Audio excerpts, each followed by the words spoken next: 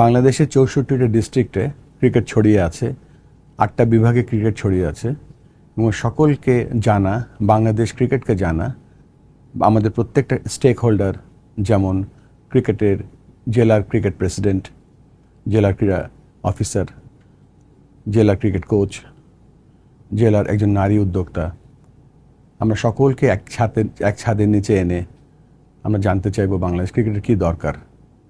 আমরা কিভাবে Bangladesh cricket board সবাইকে সাহায্য করতে পারবো, আমরা সকলে মিলে কিভাবে বাংলাদেশ ক্রিকেটটাকে আরও সামনের দিকে এগিয়ে নিয়ে যেতে পারবো, সকলকে সম্পৃক্ত করতে পারবো। আলটিমেটলি আমরা বাংলাদেশে সবাই ক্রিকেট খেলবো, সবাই ক্রিকেট নিয়ে আনন্দ করব। 9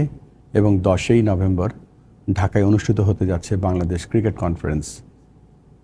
আমরা আশা করব এই কনফারেন্সটা সফলভাবে সম্পন্ন করব এবং এর মাধ্যমে আমরা বাংলাদেশের ক্রিকেটকে সমৃদ্ধশালী করব, একে অপরকে জানব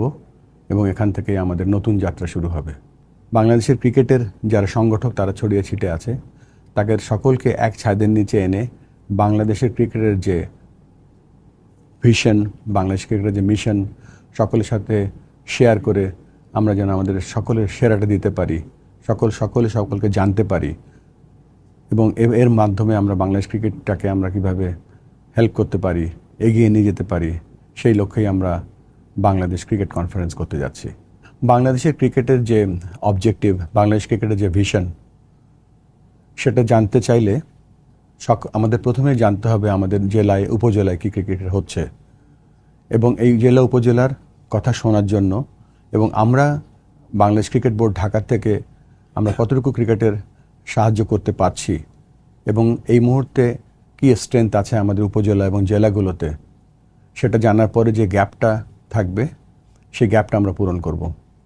এরই মাধ্যমে আমরা সম্পর্ক স্থাপন করব এবং এই সম্পর্ক স্থাপনের মাধ্যমে আমরা ক্রিকেটকে এগিয়ে নিয়ে যেতে পারবো এবং আমরা সকলে ক্রিকেট নিয়ে আনন্দ করতে পারবো।